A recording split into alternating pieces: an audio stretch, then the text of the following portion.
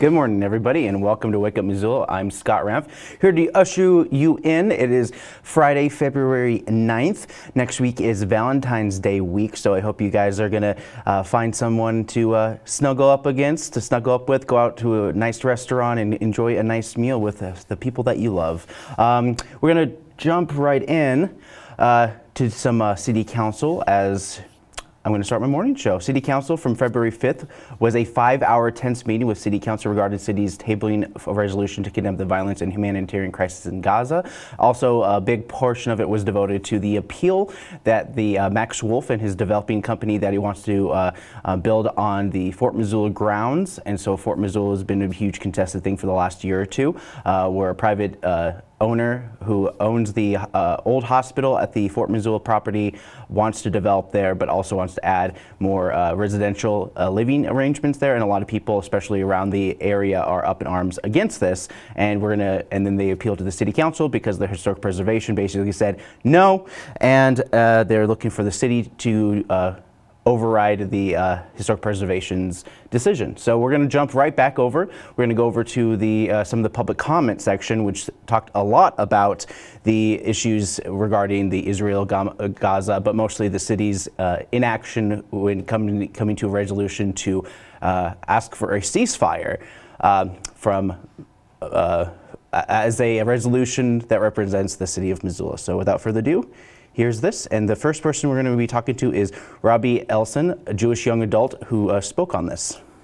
I've spent my adult life grappling with many of the same questions you all asked last week. Questions like, do I know enough about this conflict to weigh in? Or why organize locally when the conflict is happening so far away?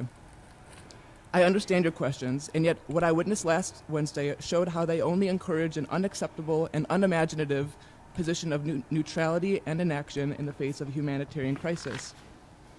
It's sad to me that the council abandoned its democratic responsibility by voting to table the resolution. We cannot dismiss our role as citizens of this country that contributes so many resources in funding and arms to supporting this violent conflict.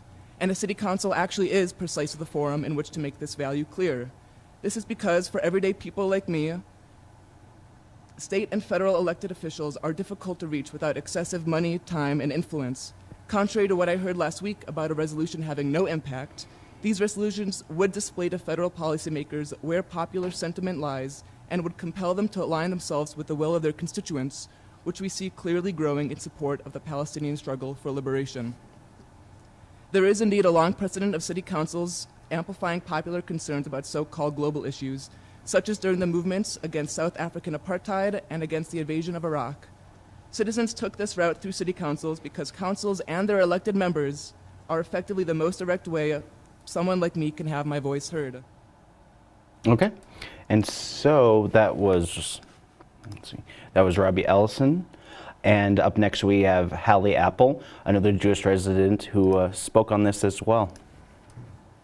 So often Jews who oppose Israel are told we're naive, that we don't understand the nuances of the conflict, or that we don't understand anti-Semitism. The latter claim is laughable to any Jew who's lived through the last decade, and the former two are pretty ironic, coming from community leaders who say they don't understand the issue themselves.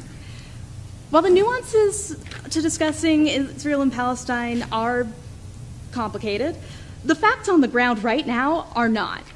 If you can't understand what it means that Israel's death toll has decreased from 1,400 to 1,200 since October, and that Palestinians have been stuck around 25,000 for the last couple weeks because Gaza's hospitals are too bombed out by American weapons to count their dead, I have to question how exactly you're qualified to represent Missoula. Okay, and so that was Hallie Apple talking about that. Hallie also talked about the American First policy and Britton K. Wheeler, a senator from Montana, who turned their back on Jews during World War II as the Nazis were growing in power. In the end, the main point of many of the people speaking on this matter was that apathy was too prevalent in this particular case. So far, the city will have a meeting on this for February 22nd about this resolution, as they did table it, but that doesn't mean they got rid of it. So they will most likely look like they'll look to bring it up again sometime in the future, later this month.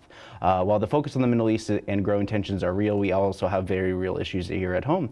Clayton Shea, a homeless man, had an outburst during the city council about his circumstances living in Missoula, and his continued claims that he is consistently moved back and forth in many different places trying to work with the city. You get a real retrospective of what it's like to be homeless in Missoula just from Clayton here, because he's been one of the few people who's been very vocal about it. So without further ado, here's this. Wait a minute. Where did I put it? Oh, that's not good. I thought I had it.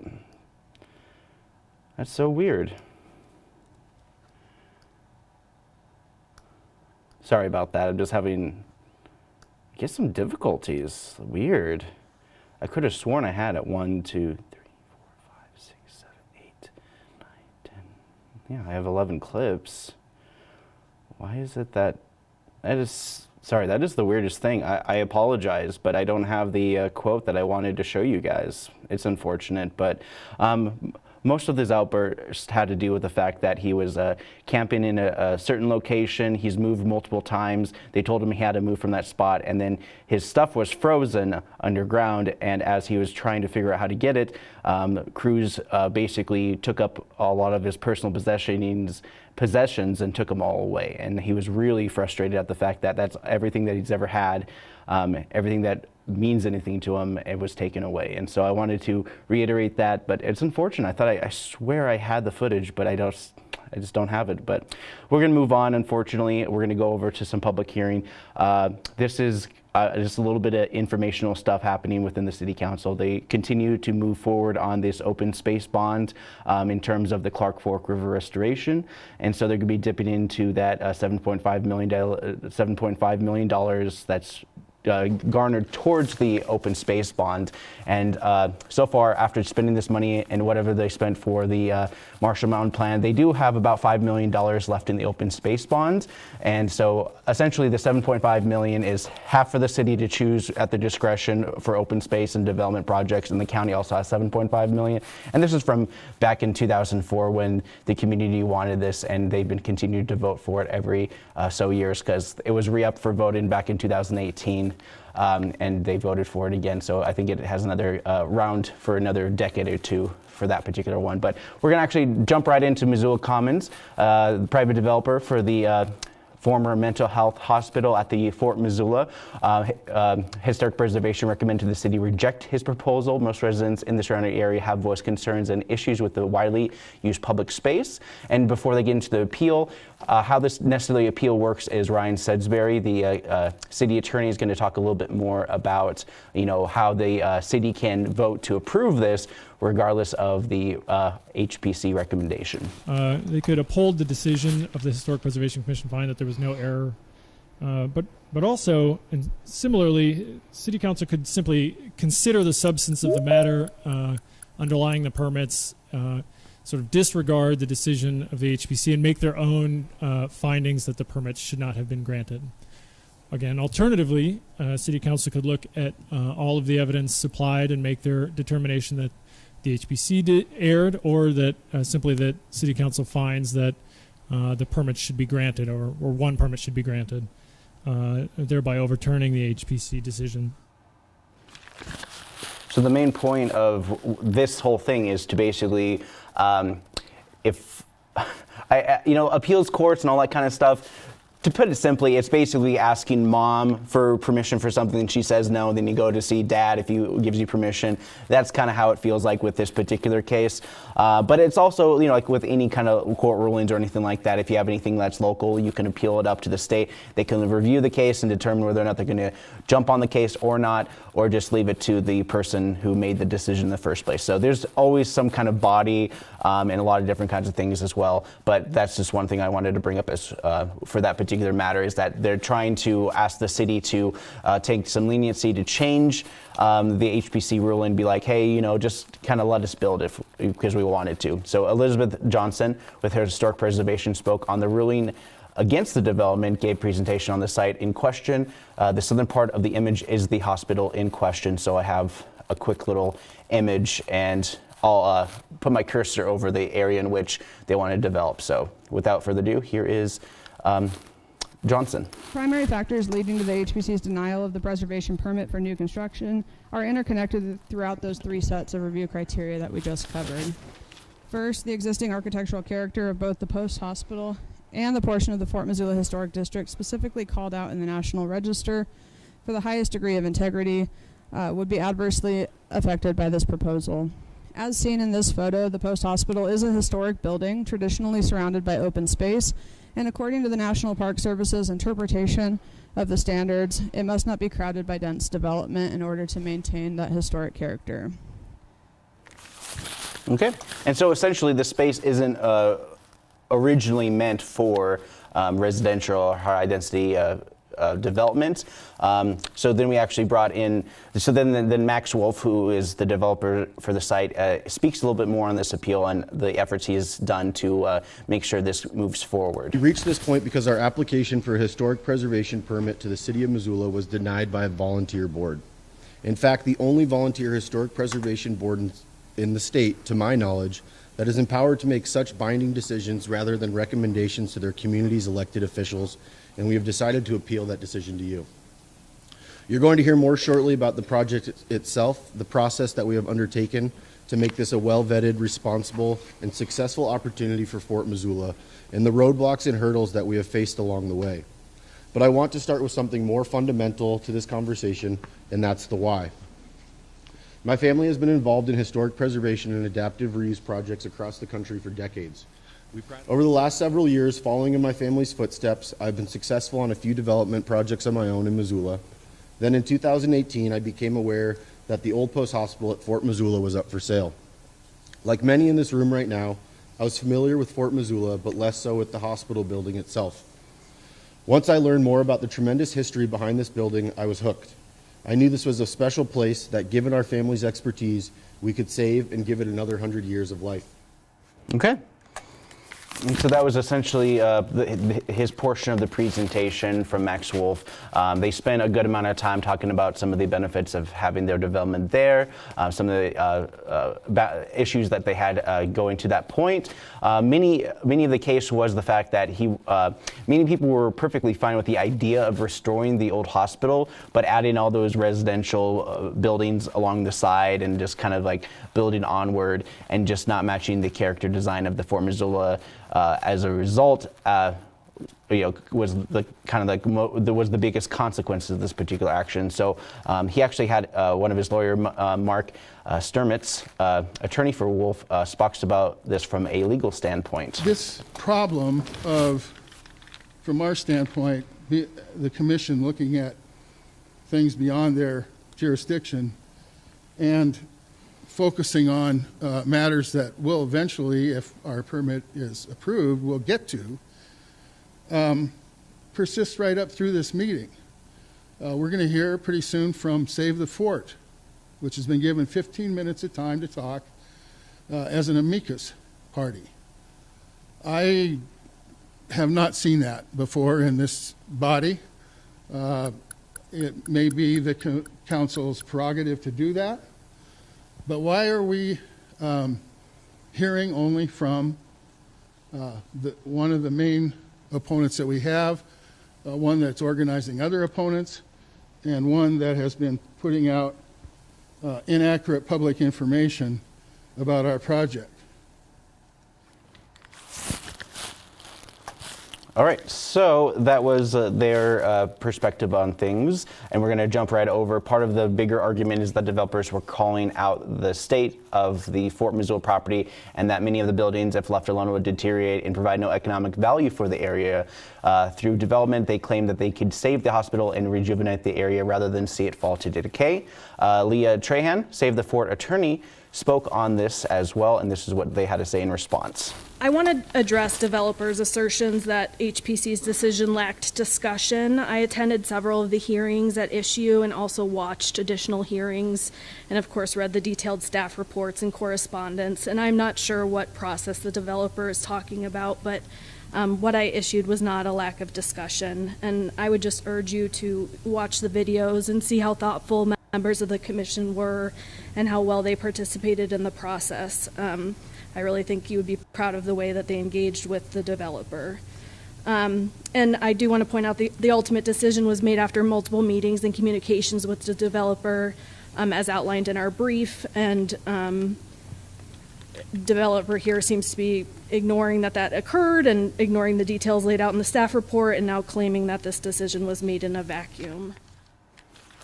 All right, so that was the first response by their attorneys, and then they brought in another person to speak on this matter. Leah also mentioned that the Historic Preservation Commission was right in the decision by providing plenty of leniency and time for the developer. Frankly, this has gone to committee many times, and yet due process was not violated in this process, what the other side was claiming. Ross Keogh, attorney about this experience in developing properties that are historically preservation, this is what he had to say in terms of those ideas.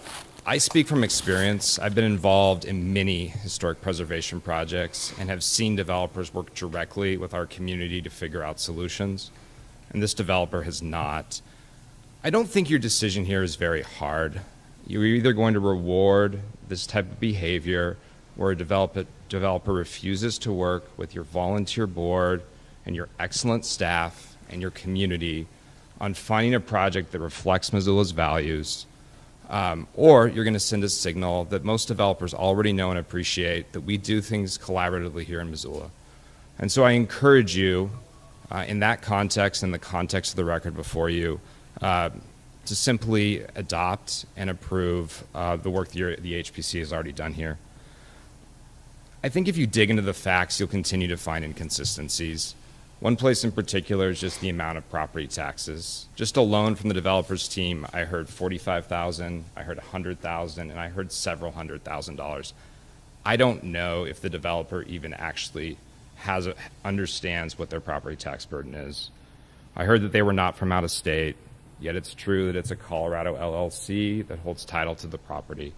These are all things that as you peel it back and you look at the record, you're going to see that your staff and the HPC did a very good job working through the record and ultimately denying an application that didn't meet the caliber and quality that was expected.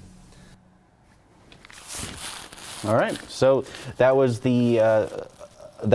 basically the legal arguments back and forth between the people, and then they opened it to some public comment. Majority of the public comment spoke against this development. Kathleen McLaughlin spoke on past attempts to develop in the Fort Missoula site, and this is what she had to say. 30 years ago, the City Council considered a proposal similar to this one.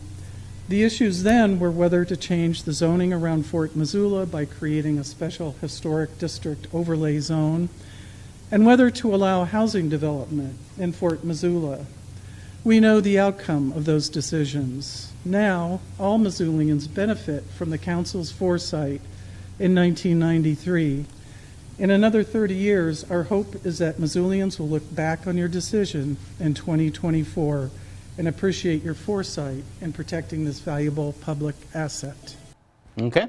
And so we wanted to get a perspective from another side. You know, one of the things that I even thought when I was hearing about this from the very beginning was the concept of, oh, you want to develop some of the old sites. You know, Fort Missoula is, has a lot of old buildings there. There's some things that are in disarray, some things are falling apart, some things are just boarded up in general. And just the concept of basically rejuvenizing Fort Missoula in general is a good prospect in general. And this is coming from the perspective of Brittany Escalera, who spoke in favor of the development. Thinking about a small-scale development on an abandoned parcel of land, the benefits to the community would be many, and at this point, that's not even what the question is about.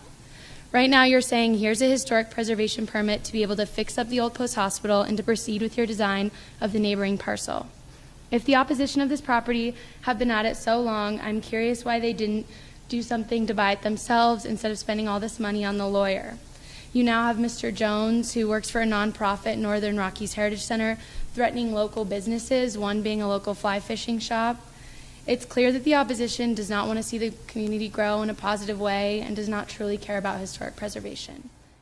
And of course, the Mr. Jones she's referring to is Tate Jones, who actually works for the military, who is with the Military Museum on Fort Missoula as well. So that was kind of the thing that kind of, but the thing I want to get to, it is important to have the last comment, because in many cases, the Fort Missoula area is developed land from the early 20th century perspective, and at her age, I can understand the demand for housing in Missoula, and the many against this are worried about the can of worms that this development could potentially unleash.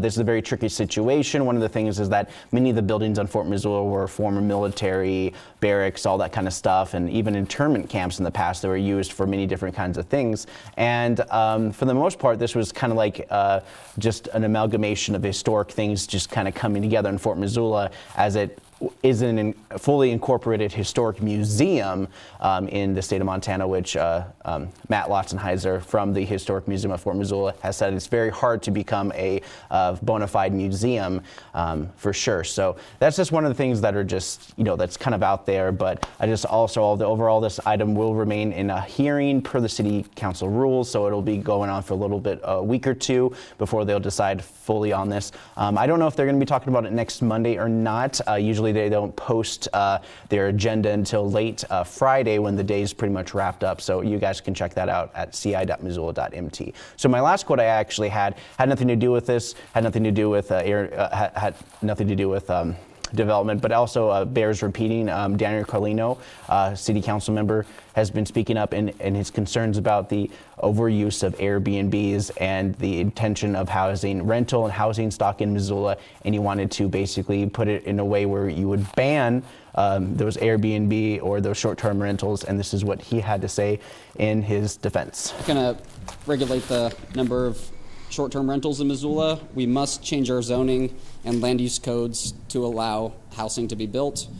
Right now, you can build a short-term rental in Missoula more places than you can build a duplex, more places than you can build almost any other type of business, more places than right now our land use codes are blocking housing all over town.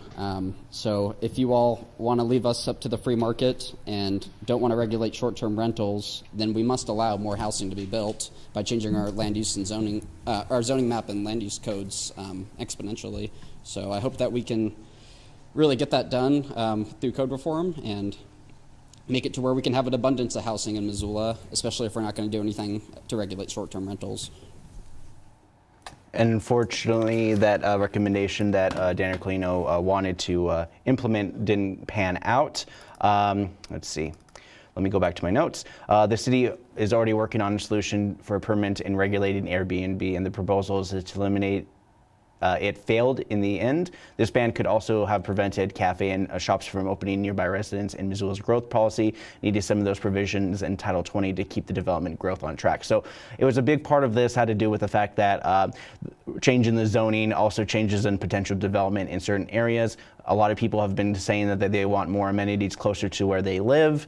They want better mixed use commercial siting and all that kind of stuff. And part of the Airbnb thing is that it makes it even weirder is that you're essentially turning your private property into a commercial business. And that in and of itself is kind of confusing, especially when it comes to the fact that if you start rezoning, preventing that kind of stuff, then a lot of people who own homes and live in their homes who want to rent out a room or stuff like that, it becomes a little bit more difficult in that kind of idea, rather than it being short-term or long-term. It would affect a lot of that. So a lot of times it's taken a bite out of something that's much bigger than the eyes of Daniel Carlino can see. So that was kind of the reasoning behind the kind of like keeping things the way that they've been going on. They've been working on this whole Title 20 for many years. This is basically the Missoula master plan for how they're going to grow the city and development in the city of Missoula. And this has been ongoing since 2018 when they finalized a lot of these provisions to make it happen. But changes happen, and want to figure out what the best solution is. And so far, one of the better solutions that the city is doing is basically fines and permits regarding people who want to turn their home into short-term rentals. And yeah, it's mostly just about they can't, they can find it online as best they can. But if it's mostly about reporting somebody the same way you'd report somebody for not clearing out their sidewalk, essentially. So it's interesting how they're going to move forward on this one as well. But I'm going to talk briefly about committee meetings because they didn't talk too much about the things I was hoping they were going to talk a little bit more about. But But as of this week, the Budget Committee of the Whole just started, and this is a big part of the meeting if you're interested in the budget for the fiscal year 2025. And so that's a big thing, as they're going to be talking about the budget, what money they can go to, what money that they have, how much money they're going to be getting for this upcoming tax season as soon as January hits for 2025. And so this is actually something that they start and they go on well until August when they do their final vote on it, when they have the budget for the year. So of course they constantly do talk about quarter budgets and stuff like that. So every quarter they talk about money that they spent and money that they saved and money that they didn't spend, all that kind of stuff. So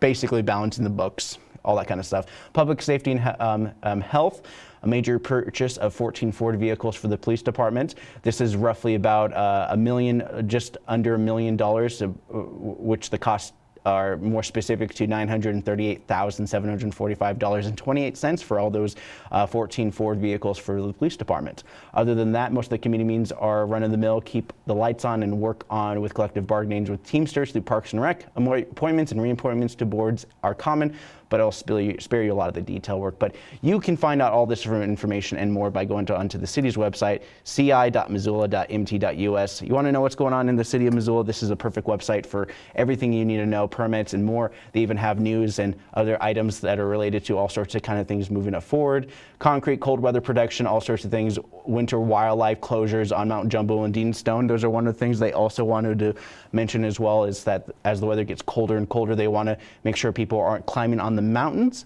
especially if there's a major snow event in the future because of a avalanche that happened back almost 10 years ago. So by March, we're going to be having the 10-year anniversary of that major avalanche that happened at Mount Jumbo. It was, yeah, so we'll talk a little bit more about that later on as we get closer to that anniversary. So that about does it for my city council report. Up next, we have a bunch of new promos and new programs that are going to be airing on MCAT, and you can find it on MCAT's YouTube page, MCAT TV Missoula. You have to wake up. Listen to me. MCAT's kid-centric activity is back with Saturday drop-ins starting September 2nd.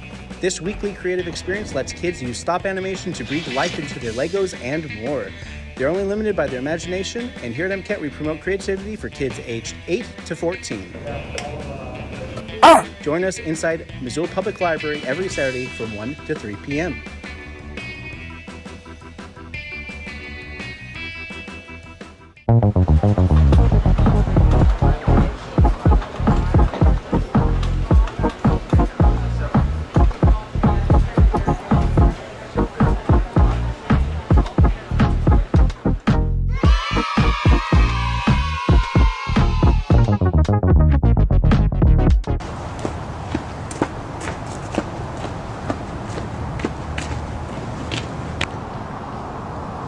I have defeated the enemies of nature.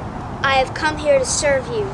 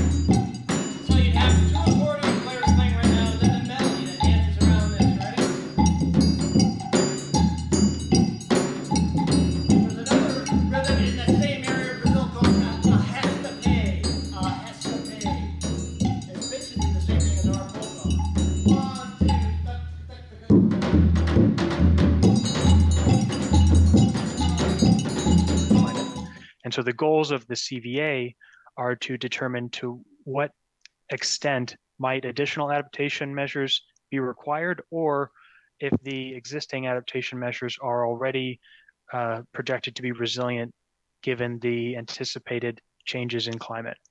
So the CVA both looks at existing adaptation measures and assesses options and considerations for additional measures as needed given the projected changes in climate.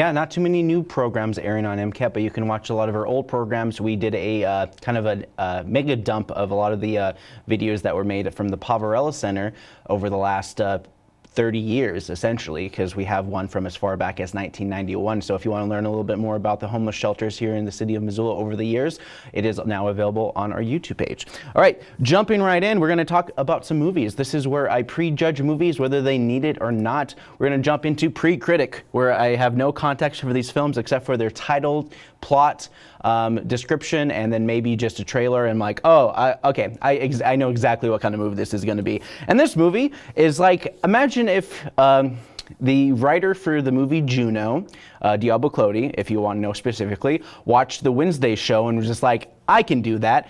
Hence, we come to Lisa Frankenstein. Welcome back. I'm pretty sure I already talked about Lisa Frankenstein, but I guess IMDb decided to update the release calendar for this weekend. Enjoy a movie that decided to be like, you know, let's do the goth thing. Who cares? Enjoy a film about a girl who has a dead boyfriend, and now she has to scour the high school finding body parts that fit perfectly with her reanimated boyfriend. So her creature played by eye candy boy teen who is falling apart while they fall in love. So I heard this movie was terrible, but that's just me. Peppa Pig's Cinema Party. So hey, you know, what a great excuse to keep your kids entertained while you go off and grab a brewski with the boys. But, you know, anyways, enjoy a theatrical experience. The kid can watch 10 episodes of Peppa Pig in theaters. Peppa Pig uses her upbeat attitude and close-knit family to solve mundane problems like riding bikes and eating those vegetables. So that's the movie that's coming out.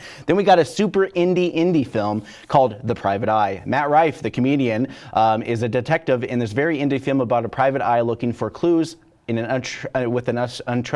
for a untrustworthy femme fatale type, and this tale of the greatest detective meets his match.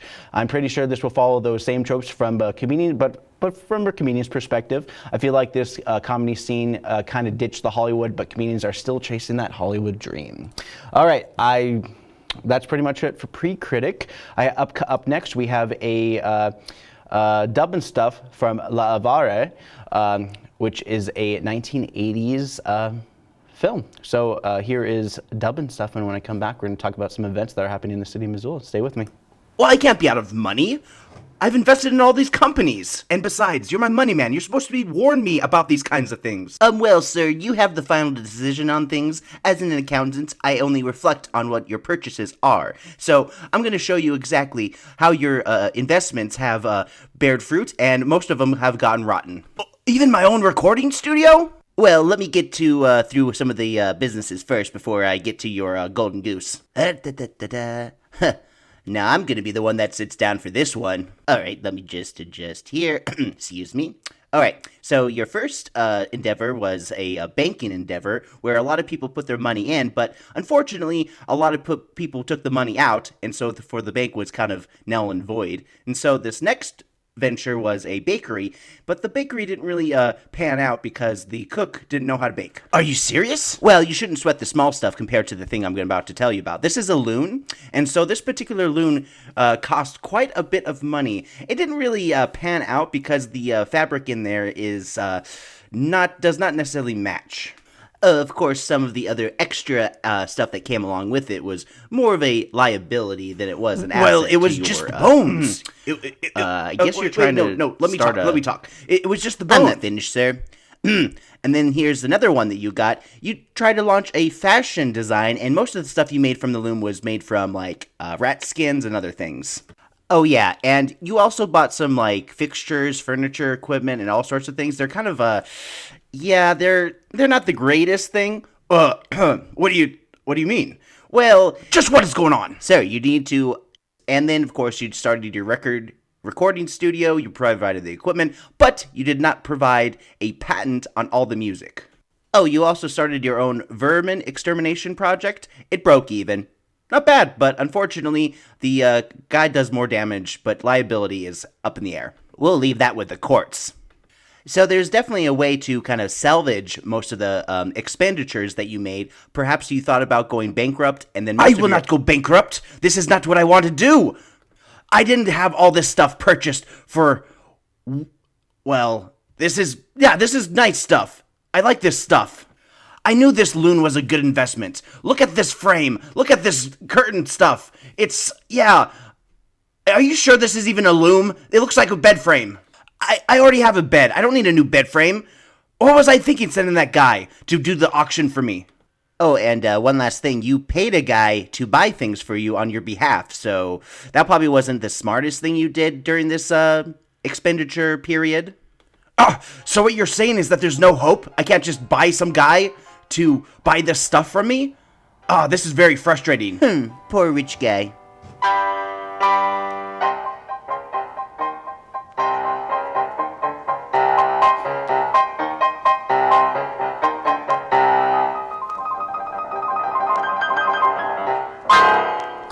Double dose of Dubbin Stuff right there. All right, we're going to jump right into some of the events that are happening within the city of Missoula. If you want to kick things off and if you're a mother and want to do a mommy and me kind of workout class, Bonner Park does it every most days at 9:30 a.m. starting at around Bonner Park. You get to hang out, stroller strides, workout, that kind of stuff, but also bring your babies. Speaking of family fun time, if you're interested in doing that kind of stuff, Missoula Gymnastics is the place to be. Also, YMCA and Roots Acre Sports Center offer an indoor kind of recreational fun area, as the weather isn't looking as great for snow for as much as people would have liked for this winter time, but there's still some good days. You know, don't knock it. You go further up into the mountains, you're going to get some snow. That's just a guarantee. Empower Place, Missoula Food Bank and Community Center has a thing called Empower Place. This is a parts community center, but also they are hands-on learning center located at the Missoula Food Bank and Community Center, dedicated to nourishing bodies and minds of local children and families. So from 10 a.m. to about 1 p.m. today, you get access to the Missoula Food Bank, get nutritious food and more. They do not discriminate based on economic scaling. Tiny Tales and Storytime at 10:30 a.m. every single Friday. Most days here at the Public Library. Storytime, Tiny Tales is a great way for kids to get involved with reading and also have guided activities along the way. In some cases, not all the time, and always has sometimes a special guest. They also do it on Saturdays for story time. Lunch at the Missoula Senior Center. Missoula Senior Center hosts a lunch every day, Monday through Friday at 11:30 a.m. This also coincides with the Poverello Center, which also hosts a breakfast, lunch, and dinner daily. Yarns and Watercolor, 12 noon every Friday. This is on the 4th floor of the Missoula Public Library, where it really gets hopping up there. Lego Club every Friday at 2:30 in the afternoon. A young adult writer group at 3:30 in the afternoon, both on the 2nd floor of the Missoula Public Library. Love Strokes, an artful affair. Odd Pitch Brewing is doing a 5 to 8 artist pop-up fundraiser for Blue Mountain Clinic, featuring local artists and amazing wares. 10% of all beer sales will go to the Blue Mountain Clinic.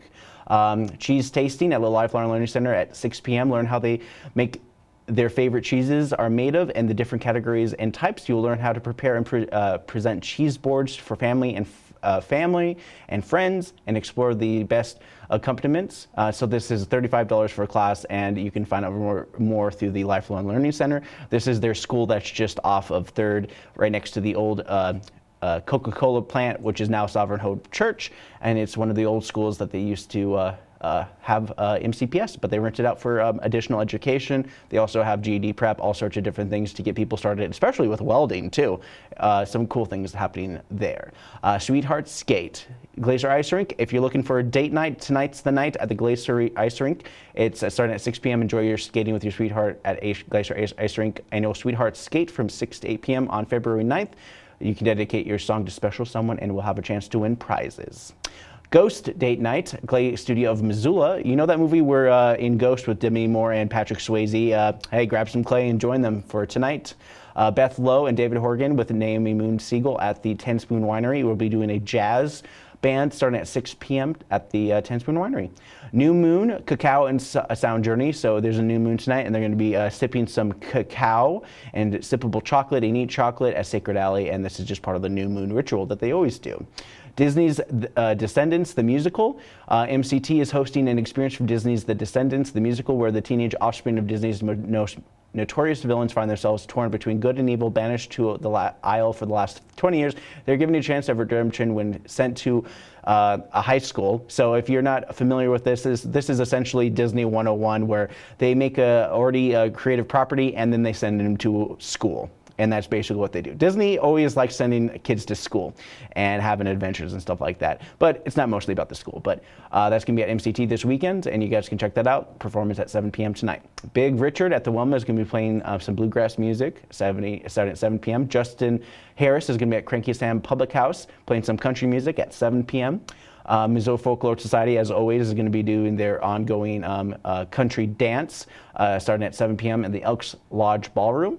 Za Partey is going to be at Suite 2, and they're going to be doing music and pizza to celebrate National Pizza Day at Suite 2 at 7 p.m. Hedwig and the Angry Inch, this is a continuation of a play that's happening at Westside Theater, starting at 7:30 p.m. all weekend long.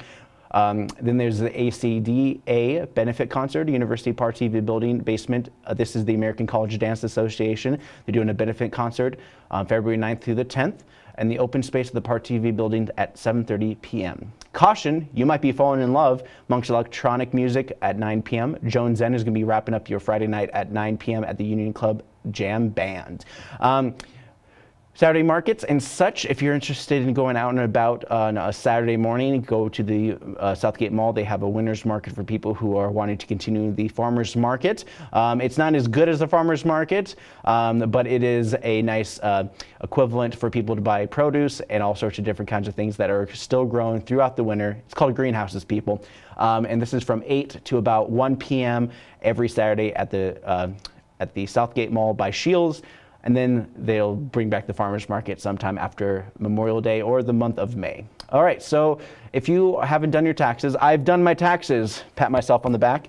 If you make less than $60,000 a year, the IRS VITA tax return preparation is happening at the University of Montana. This is an ongoing thing happening every single Saturday starting at 8:30 a.m. You must make an appointment, and you can follow more information by going to MissoulaEvents.net with links and information. Crafty Pants Craft Fair, American Legion Hall. This is off Ronan Street. They're doing a cat adoption on the site if you want to walk away with a furry new friend as well. But American Legion Hall is doing a craft fair. If you're interested in doing that, it starts at 9 a.m. on a Saturday. You and your child creating Valentine's Day cupcakes. Lifelong Learning Center is doing a cupcake making thing with your kids starting at 10 a.m. Waterworks Hill Hike, it's less than a mile, so explore the Missoula's best winter hiking trail system with ADA accessibility, loop below, and convenient connections to established trails above. There's lots of options. This is at Waterworks Hill starting at 10 a.m. And then also museum tour is at the Missoula Art Museum every Saturday at 11 a.m. Book launch party with Robin Kolb at the Shakespeare and Company at 11 a.m. She is an award-winning author who lives in western Montana. MCAT Saturday drop-ins every Saturday at 1 p.m. This is a great way for kids to learn some stop animation and also some movie making editing powers as well. Powers, skills, who knows? It's just, hey, who knows? They might get editing powers. Anyways, Lunar New Year event, Year of the Dragon, and they're here at the Missoula Public Library. Its highlights include a performance by Missouri Plus International and Missoula Community Galamine. Free activities include making lanterns, calligraphy, origami, and more. And this is going to be at the Lunar New Year here at the Missoula Public Library. This is from 1:30 p.m. to 3:30 p.m. on the in the Cooper Room on the 4th floor of the Missoula Public Library. Starts at 1:30. Family field trip, Spiderwebs, Missoula Butterfly House and Insectarium. If you're interested in learning more about bugs and such, they're talking about spiderwebs at the Missoula Insectarium Saturday at 2:30 p.m. Tom Catmull's going to be playing at Draftworks at 5 p.m. Brandon Nolan's going to play some blues music at Imagination Brewing Company at 6 p.m. YMCA Sweetheart Dance at 6:30 p.m. on Saturday night. So it's kind of like a daddy-daughter dance. Zozo, the Led Zeppelin Experience at Kettlehouse Amphitheater, playing rock music starting at 7 p.m. Free Cycles is doing a benefits concert, No Fancy Motorhome Hairspray Queen at 7 p.m. on Saturday nights. Dreaming of Disney Drag Show at the Zootown Arts Community Center, Valentines, Milagna, and intro class, Missoula Hellgates Lodge 383, tango dancing for folks, and there's a contest of entry, and this is at 8 p.m. on Saturday night. It looks like they might be bringing those salsa nights back, who knows.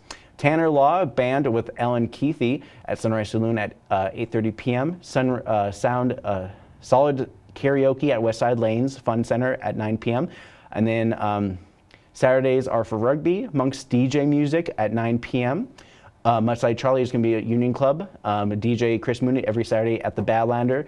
Creed's at Top Hat, starting at 10:15 p.m. at Top Hat. I don't know why they say 10:15, maybe to seem cooler or be last on MissoulaEvents.net. But regardless of that, that's pretty much it for that. On Sunday, if you're interested in going to the Donation Warehouse Home Appliance Repair 101 workshop. So if your appliance don't work, from 12 to 2 p.m. on Sunday, you guys can check that out and learn all about that. Superbook Sunday at DraftWorks is going to be at DraftWorks Brewing Company. Their second annual Superbook Sunday at DraftWorks. This is from 12 to 4 p.m. to help raise funds for the Montana Book Festival.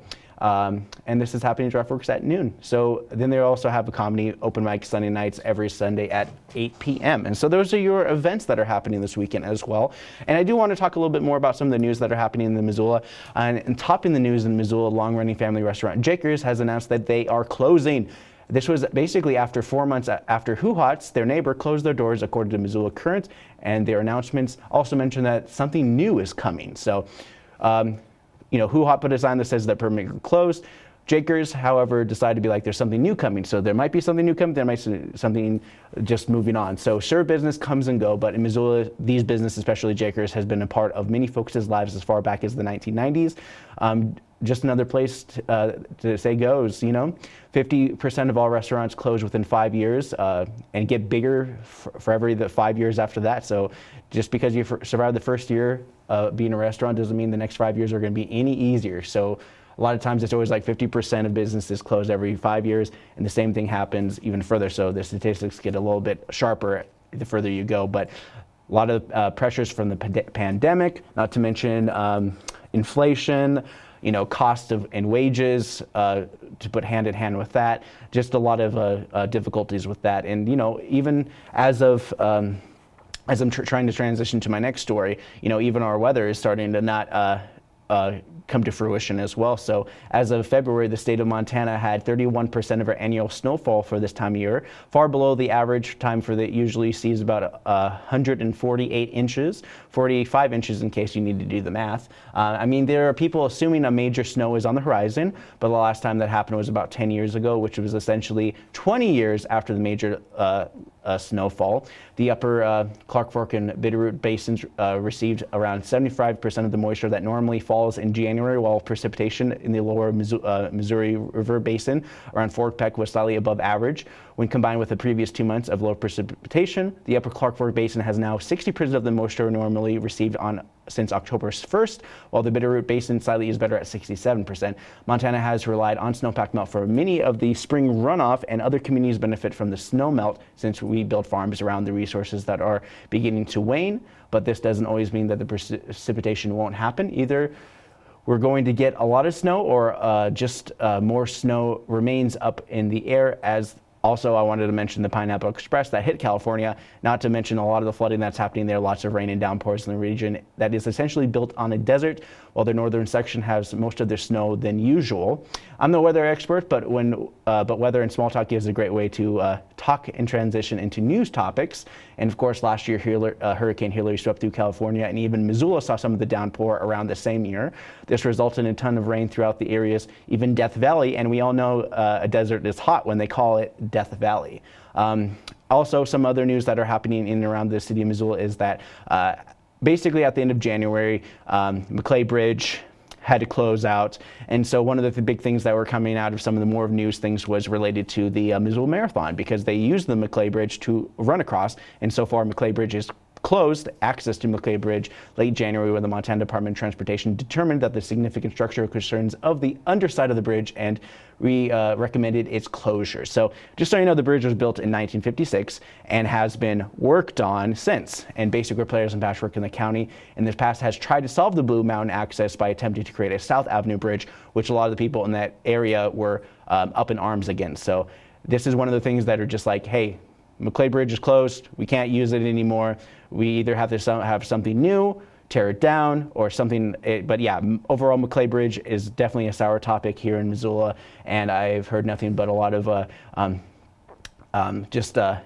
not in my backyard kind of talk when it comes to the idea of connecting I'm sorry, I'm trying to think about directions, but the eastern parts of Missoula to the western parts, which include Blue Mountain area. So, Missoula Marathon is a staple of outdoor recreation community and has seen growth of 8% participation in the last recent years. And so far, the fact that runners in Missoula Marathon would be affected, and they'll have until the end of June to reroute the segment, which used to have them crossing over that McClay Bridge. So let's see, what things can I move on to as well?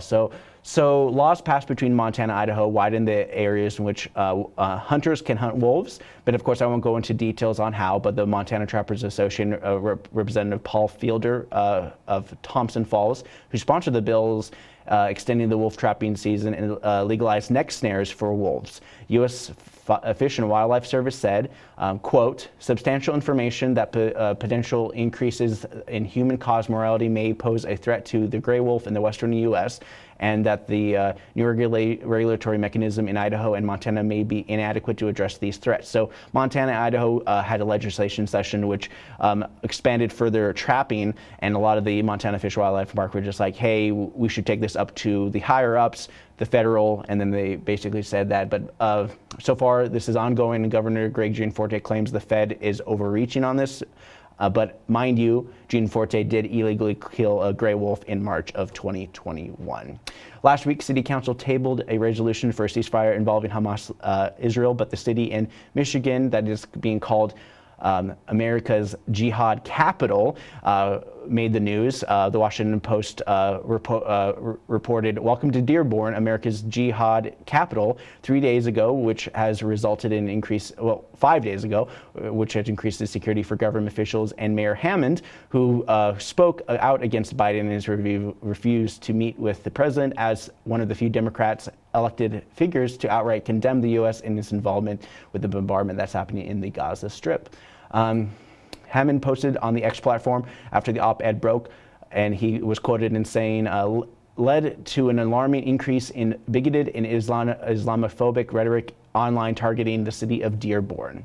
Saturday, Joe Biden spoke against the hate the city has received and any American town supporting a ceasefire.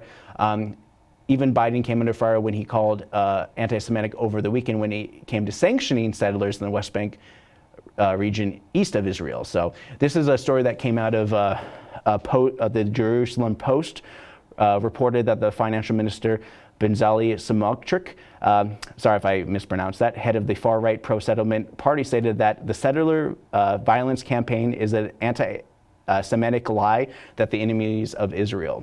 The sanction would finally impact settlers who would have used or willingly used violence against any of the Palestinians in the West Bank for settlers.